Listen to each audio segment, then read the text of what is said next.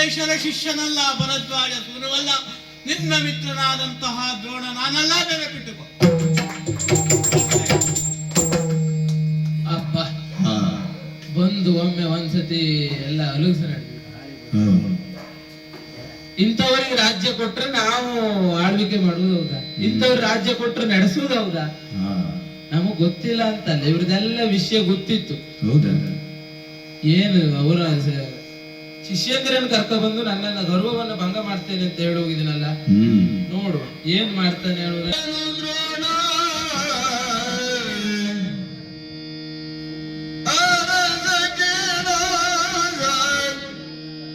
ದ್ರುಪದ ನಗರಿಯ ತೊರೆದು ನಡೆದನು ದ್ರೋಣ, ಸತಿ ಸುತರಸು ಬಂದ ಹಸ್ತಿನಾಪುರದಡೆಗೆ.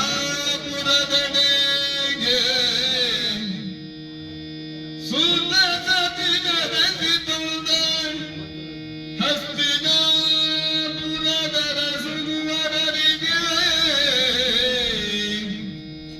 ಸುರ ನದಿಯ ನಂದನನ ನೇಮದಿ ಗುರುತರನ ಸ್ವೀಕರಿಸಿ. ಸುರ ನದಿಯ ನಂದನನ ನೇಮದಿ ಗುರುತರನ ಸ್ವೀಕರಿಸಿ. ವಿದ್ಯೆಯ ಇರದೆ ಕಲಿಸುತ್ತಿರಲು ಗುರುತನವ ಸ್ವೀಕರಿಸಿ, ವಿದ್ಯೆಯ ಇರದೆ ಕಲಿಸುತ್ತಿರಲು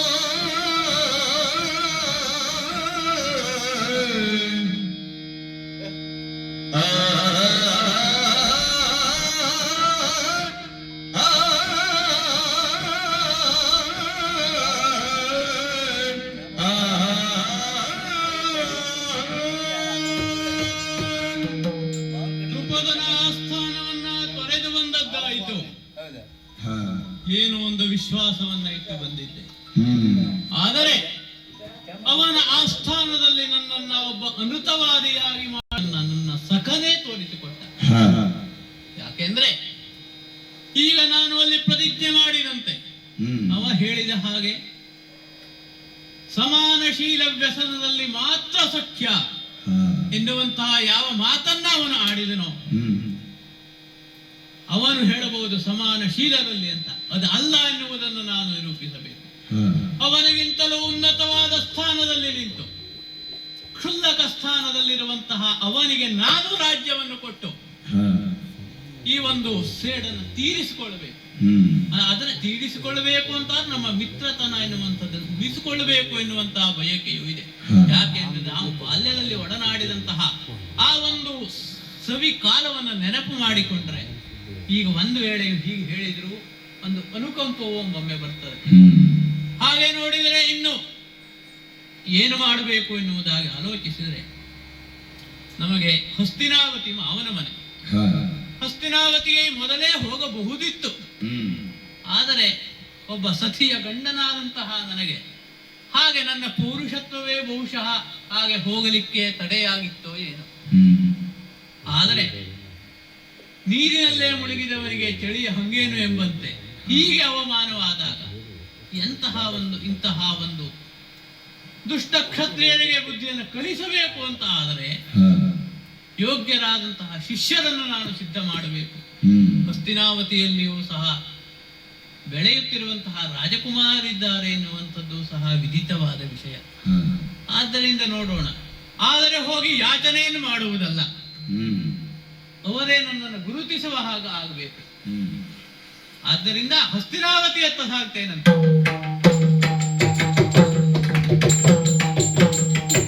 ಸತಿಸುತ ಸಮೇತರಾಗಿ ಹಸ್ತಿನಾವತಿಗೆ ಬಂದೆ. ನನ್ನ ಭಾವನಾದಂತಹ ಕೃಪನ ಮನೆಯಲ್ಲಿ ಸತಿಯನ್ನು ಮಗನಾದಂತಹ ಅಶ್ವತ್ಥಾಮನನ್ನು ಉಳಿಸಿ ಈ ನಡೆದ ವಿಚಾರವನ್ನು ಭಾವನಲ್ಲಿ ಅರುಹಿದಾಗ ಭೀಷ್ಮಾಚಾರ್ಯರಲ್ಲಿ ಹೇಳಿ ನಾನು ವ್ಯವಸ್ಥೆಯನ್ನು ಮಾಡಿಕೊಡ್ತೇನೆ ಎನ್ನುವುದಾಗಿ ಕೃಪಾಚಾರ್ಯರು ಹೇಳಿದರು. ಆದರೆ ಹಾಗೆ ದೀನತೆಯಿಂದ ಪಡೆಯುವಂತಹ ಸ್ಥಾನ ನನಗೆ ಬೇಡ. ಇದನ್ನು ನನ್ನ ಸಖನೇ ತೋರಿಸಿಕೊಟ್ಟಿರುವಂಥದ್ದು. ಅವರೇ ನನ್ನನ್ನು ಗುರುತಿಸಬೇಕು. ಈ ಒಂದು ಹಂಬಲ ಈ ದ್ರೋಣನದ್ದು. ಆದ್ದರಿಂದ ಕಾಲವನ್ನ ಪ್ರತೀಕ್ಷೆ ಮಾಡ್ತಾ ಇರುವ ಸಂದರ್ಭದಲ್ಲಿ ಈ ಒಂದು ರಾಜಾಂಗಣದಲ್ಲಿ ಕ್ರೀಡಿಸಿರುತ್ತಾ ಇರುವಂತಹ ಮಕ್ಕಳನ್ನು ಕಂಡೆ. ಯುದ್ಧದಲ್ಲಿ ಶತ್ರುಗಳ ರುಂಡವನ್ನು ಚೆಂಡಾಡಬೇಕಾದಂತಹ ಮಕ್ಕಳು ಇಲ್ಲಿ ಚೆಂಡಾಟವನ್ನು ಆಡ್ತಾ ಇದ್ದಾರೆ. ಹೀಗೆ ಆಡುವ ಸಂದರ್ಭದಲ್ಲಿ ಯಾವನೋ ಹೊಡೆದಂತಹ ಒಂದು ಹೊಡೆತಕ್ಕೆ ಒಂದು ಚೆಂಡು ಬಂದು ಈ ಹಾಳು ಬಾವಿಯಲ್ಲಿ ಬಿದ್ದಿದೆ. ಮಕ್ಕಳೆಲ್ಲ ಸುತ್ತುವರಿದು ನೋಡ್ತಾ ಇದ್ದಾರೆ. ಈ ಚೆಂಡನ್ನ ಹೆಕ್ಕುವ ಬಗೆ ಹೇಗೆ ಎನ್ನುವುದಾಗಿ ಅವರು ಅರಿಯದೆ ಮರುಕವನ್ನು ಪಡ್ತಾ ಇದ್ದಾರೆ. ಹಾಗೆ ನೋಡಿದೆ, ಈ ಬಾವಿಯಲ್ಲಿ ಬಿದ್ದಂತಹ ಚೆಂಡನ್ನ ಹೆಕ್ಕುವ ಪರಿ ಗೊತ್ತಿಲ್ಲದ ಮಕ್ಕಳ ಬಳಿಗೆ ಹೋಗಿ ಆ ಚೆಂಡನ್ನ ದರ್ಭೆಯನ್ನೇ ಅಭಿಮಂತ್ರಿಸಿ ದರ್ಭೆಯ ಸರಣಿಗಳ ಮುಖಾಂತರವಾಗಿ ಆ ಚೆಂಡನ್ನ ಮೇಲಕ್ಕೆತ್ತಿದೆ. ನನ್ನ ಕೈಯಲ್ಲೇ ಇದ್ದಂತಹ ಒಂದು ಉಂಗುರವನ್ನು ಆ ಹಾಳು ಬಾವಿಗೆ ಹಾಕಿದ್ದೆ. ಅದನ್ನು ನೆನಪಿಸಿದಂತಹ ಆ ಮಕ್ಕಳು ಗುರುಗಳೇ ನಿಮ್ಮ ಉಂಗುರ ಅಂತ ಹೇಳಿದ್ರು. ಒಂದೇ ಬಾಣ ಪ್ರಯೋಗದಿಂದ ಉಂಗುರ ನನ್ನ ಕೈಯಲ್ಲಿ ಬಂದು ಸೇರಿತು. ಈ ಮಕ್ಕಳಿಗೆ ಲಕ್ಷ್ಯವನ್ನ ಗುರುತಿಸುವಂತಹ, ಲಕ್ಷ್ಯಕ್ಕೆ ಬಾಣವನ್ನ ಪ್ರಯೋಗಿಸುವಂತಹ ವಿದ್ಯೆ ಸ್ವಲ್ಪ ಮಟ್ಟಿಗೆ ಗೊತ್ತು. ಆದರೆ ಲಕ್ಷ್ಯವನ್ನೇ ನಮ್ಮತ್ತ ಸೆಳೆಯುವಂತಹ ಒಂದು ಈ ವಿದ್ಯೆಯನ್ನು ಕಂಡು ಬೆರಗುಗೊಂಡಂತಹ ಆ ಮಕ್ಕಳು ಹೋಗಿ ಅಜ್ಜನಲ್ಲಿ ಈ ವಿಷಯವನ್ನು ಹೇಳಿದ್ರಂತೆ. ವಿದ್ವಾನೇವ ವಿಜಾನಾತಿ ವಿದ್ವಜ್ಜನ ಪರಿಶ್ರಮ. ನಾಲ್ಕು ಗುರುಗಳಿಂದ ಮಂಗಲ ಮಂತ್ರಾಕ್ಷತೆಯನ್ನು ಪಡೆದಂತಹ ಭೀಷ್ಮಾಚಾರ್ಯರು ಅದನ್ನು ಗುರುತಿಸಿ ನನಗೆ ಆಮಂತ್ರಣವನ್ನು ಕೊಟ್ಟರು. ಅಂದು ಬಾವಿಯಿಂದ ಮೇಲೆ ಬಂದ ಚೆಂಡು ನಿಜವಾಗಿ ದ್ರೋಣನ ಬದುಕು, ಹಾಳು ಬಾವಿಯಲ್ಲಿ ಬಿದ್ದಂತಹ ಈ ದ್ರೋಣನ ಬದುಕು ಮೇಲೆ ಬಂತು ಎನ್ನುವುದು ಈಗ ಅರ್ಥವಾಗ್ತಾ ಇದೆ. ಹಾಗೆ ಆಚಾರ್ಯ ಭೀಷ್ಮರು ಆಮಂತ್ರಣವನ್ನು ಕೊಟ್ಟು ನಮ್ಮ ರಾಜ್ಯದ ರಾಜಕುಮಾರರಿಗೆ ನೀವು ಅಸ್ತ್ರವಿದ್ಯೆಯನ್ನು ಹೇಳಿಕೊಡಬೇಕು ಎನ್ನುವುದಾಗಿ ವಿನಂತಿಸಿಕೊಂಡರು. ಆಗ ಈ ನಡೆದಂತಹ ದ್ರುಪದನ ಆಸ್ಥಾನದಲ್ಲಿ ನಡೆದಂತಹ ವಿಚಾರವನ್ನ ಮತ್ತು ನಾನು ಮಾಡಿದಂತಹ ಪ್ರತಿಜ್ಞೆಯ ಕುರಿತಾಗಿಯೂ ಭೀಷ್ಮಾಚಾರ್ಯರಲ್ಲಿ ಹೇಳಿದೆ. ಯಾಕೆಂದ್ರೆ ಈ ಮಕ್ಕಳಿಗೆ ವಿದ್ಯಾಭ್ಯಾಸವನ್ನ ಮಾಡಿಸಿ ಈ ಹಿರಿಯರಿಗೆ ಗೊತ್ತಿಲ್ಲದೆ ನಾನು ಈ ರೀತಿಯಾದಂತಹ ಗುರುದಕ್ಷಿಣೆಯನ್ನು ಪಡೆದೆ ಅಂತ ಆದ್ರೆ ಅದು ನನ್ನ ಸ್ವಾರ್ಥ ಅಂತ ಆಗ್ಬಹುದು. ಆದ್ದರಿಂದ ಆಚಾರ್ಯ ಭೀಷ್ಮರಲ್ಲಿಯೂ ವಿಷಯವನ್ನ ಹೇಳಿದೆ. ಯಾವುದೋ ರಾಜಕೀಯವಾಗಿರತಕ್ಕಂತಹ ಅವರಿಗೂ ಅನುಕೂಲವೂ ಇರಬಹುದು, ಅದು ನನಗೆ ಸಂಬಂಧಪಟ್ಟ ವಿಷಯವಲ್ಲ. ಅವರು ಸಹ ಇದಕ್ಕೆ ಒಪ್ಪಿದವರಾಗಿ ನಮ್ಮ ರಾಜಕುಲದ ರಾಜಕುಮಾರರಿಗೆ ವಿದ್ಯಾಭ್ಯಾಸವನ್ನ ಮಾಡಿಸಬೇಕು, ಇಂದಿನಿಂದ ಅವರು ನಿಮ್ಮ ಸ್ವತ್ತು ಎನ್ನುವುದಾಗಿ ನನಗೆ ಅರ್ಪಿಸಿ ಈ ಒಂದು ಅವರ ಶಿಷ್ಯ ಸ್ವೀಕಾರ ಸಂದರ್ಭದಲ್ಲಿ ನಾನು ಕೇಳಿದಂತಹ ಮಾತು, ಇರದೆ ವಿದ್ಯೆಯನ್ನು ನಾನು ಕೊಟ್ರೆ, ನನ್ನಲ್ಲಿರತಕ್ಕಂತಹ ಎಲ್ಲ ವಿದ್ಯೆಗಳನ್ನೂ ಸಹ ನಿಮಗೆ ಕೊಟ್ರೆ ನಾನು ಅಪೇಕ್ಷಿಸುವ ಒಂದನ್ನು ನೀವು ನನಗೆ ಕೊಡ್ತೀರೋ ಎನ್ನುವುದಾಗಿ ಕೇಳಿದಾಗ ಆ 100 ಮಕ್ಕಳಲ್ಲಿ ಹಿರಿಯನಾದಂತಹ ಆ ಕೌರವ ಅವರು ಆಲೋಚನೆ ಮಾಡಿದ, ಹೀಗೆ ನಾನು ಮಾತು ಕೊಟ್ರೆ ಬಹುಶಃ ನಾಳೆ ಕಷ್ಟ ಆಗ್ಬೋದು, ಒಂದು ಒಳ್ಳೆ ರಾಜಕಾರಣಿ ಆಗುವಂತಹ ಲಕ್ಷಣ ಇದೆ ಅವನಲ್ಲಿ. ಆದರೆ ಈ 5 ಮಂದಿಯಲ್ಲಿ ಮಧ್ಯಮನಾಗಿರತಕ್ಕಂತಹ ಶ್ವೇತವರ್ಣದ ಕಾಂತಿಯಿಂದ ಕೂಡಿರತಕ್ಕಂತಹ ಅರ್ಜುನ ಎನ್ನುವವ ನಿಂತು ಹೇಳಿದ, ಗುರುಗಳೇ, ನಮ್ಮ ಆತ್ಮೋದ್ಧಾರಕ್ಕೆ ಬೇಕಾದಂತಹ ವಿದ್ಯೆಯನ್ನು ನೀವು ಕೊಟ್ಟಿರಿ ಅಂತ ಆದ್ರೆ ನೀವು ಅಪೇಕ್ಷಿಸುವ ಯಾವುದೇ ಆಗಲಿ ಅದನ್ನು ನಾನು ಕೊಟ್ಟೇ ಕೊಡ್ತೇನೆ ಎನ್ನುವುದಾಗಿ ಅವನು ಪ್ರಮಾಣ ಮಾಡಿದ. ನನಗೂ ಬಹಳ ಸಂತೋಷ ಆಯಿತು. ಎಲ್ಲ ವಿದ್ಯಾರ್ಥಿಗಳಿಗೂ ಸಹ ಅವರಲ್ಲಿ ಯಾವ ಯಾವ ವಿದ್ಯೆಗೆ ಆಸಕ್ತಿ ಇದೆಯೋ ಮತ್ತು ಯಾರು ಯಾವ ವಿದ್ಯೆಯನ್ನು ಕಲಿಸಿದರೆ ಹೆಚ್ಚು ಒಂದು ಪರಿಣತಿಯನ್ನು ಹೊಂದುತ್ತಾರೋ ಅವರಿಗೆ ಈಟಿ ವಿದ್ಯೆ, ಗದಾ ಯುದ್ಧದ ಕೌಶಲ ಮತ್ತು ಬಿಲ್ಲು ವಿದ್ಯೆ, ಖಡ್ಗ ವಿದ್ಯೆ ಇವೆಲ್ಲವನ್ನೂ ಸಹ ಕಲಿಸ್ತಾ ಇದ್ದೇನೆ. ಜೊತೆಯಲ್ಲಿ ನನ್ನ ಸಂಸಾರದ ಒಂದು ಕಷ್ಟವೂ ಸಹ ನೀಗಿ ನನ್ನ ಸಂಸಾರದ ಸಂಪೂರ್ಣ ಹೊಣೆಯನ್ನು ಸಹ ಈ ಅರಮನೆಯೇ ನೋಡ್ಕೊಳ್ತಾ ಇದ್ದೆ. ಅರಮನೆಯೇ ಗುರುಮನೆಯೇ ಅರಮನೆಯಾಗಿರುವಂತಹ ಈ ಒಂದು ಸಂದರ್ಭದಲ್ಲಿ ಅತ್ಯಂತ ಸಂತೋಷದಿಂದ ಕಾಲವನ್ನು ಕಳೆಯುತ್ತಾ ಇದ್ದೇನೆ. ಶಿಷ್ಯರು ಸಹ ತಮ್ಮ ಆಟದ ಜೊತೆಯಲ್ಲಿ ಆಟವನ್ನೇ ವಿದ್ಯಾ ಅಭ್ಯಾಸವಾದಂತಹ ರೂಪದಲ್ಲಿ ಪ್ರದರ್ಶಿಸ್ತಾ ಇದ್ದಾರೆ, ಆಟವನ್ನು ಆಡ್ತಾ ಇದ್ದಾರೆ. ನೋಡೋಣ, ಹೀಗೆ ಅತ್ಯಂತ ಸಂತೋಷದಲ್ಲಿ ಕಾಲವನ್ನು ಕಳೆಯುತ್ತಾ ಇದ್ದೇನೆ. ನನ್ನ ಸಂಕಲ್ಪ ಎನ್ನುವುದೊಂದು ಯಾವಾಗ ಸಿದ್ಧವಾಗುತ್ತದೋ ಎನ್ನುವಂತಹ ಒಂದು ಪ್ರತೀಕ್ಷೆಯಲ್ಲೂ ಸಹ ಇದ್ದೇನೆ. ಕನಕದ ಭೂಷಣ ಸೋರಣ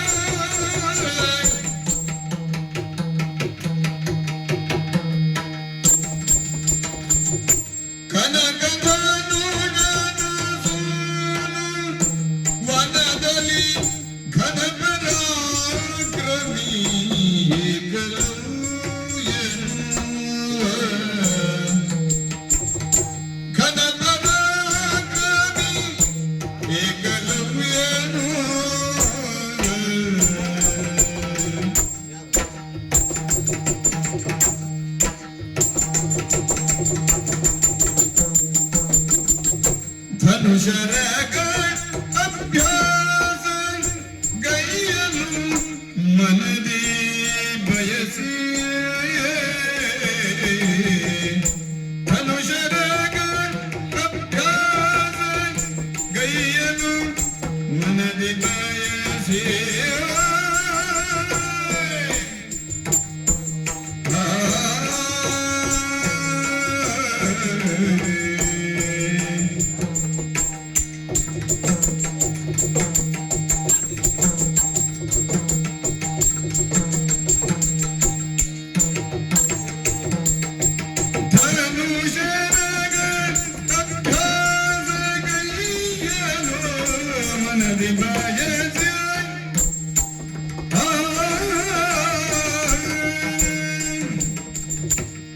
ಬೇಡರ ನಾಯಕನಾಗಿರ್ತಕ್ಕಂತಹ ಕನಕಧನುಷ ಆತನ ಪುತ್ರನಾಗಿರ್ತಕ್ಕಂತಹ ನಾನು ಏಕಲವ್ಯ ಎಂಬುದಾಗಿ. ನಮ್ಮಪ್ಪ ಇವರಿಗೆಲ್ಲ ತಿನ್ನುವುದಕ್ಕೆ ಅನ್ನವನ್ನ ಇಡ್ತಾನೋ ಅಥವಾ ವಸ್ತ್ರವನ್ನ ಕೊಡುತ್ತಾನೆ ಅಂತ ಏನೋ, ನನ್ನನ್ನ ಇವರೆಲ್ಲ ಘನಪರಾಕ್ರಮಿ ಏಕಲವ್ಯ ಎಂದು ನನ್ನನ್ನು ಕರೀತಾರೆ. ಯಾವುದರಲ್ಲಿ ಘನಪರಾಕ್ರಮ? ಮರವನ್ನ ಏರುವುದು ಘನಪರಾಕ್ರಮ, ನೆಗೆದು ಓಡುವಂತಹ ಜಿಂಕೆಯನ್ನ ಹಿಡಿದು ಹಿಡಿದು ಹಾಕುವುದು ಘನಪರಾಕ್ರಮವ, ಅಥವಾ ನೀರಿನ ಪ್ರವಾಹದಲ್ಲಿ ಹಾರುವುದು ಪರಾಕ್ರಮವ? ಯಾರನ್ನ ಗುರುತಿಸಬೇಕು ಘನಪರಾಕ್ರಮಿ ಎಂಬುದಾಗಿ? ಮದವೇರಿದ ಸಲಗ ಮುಂದೆ ಬಂದು ನಿಂತಾಗ ಯಾರು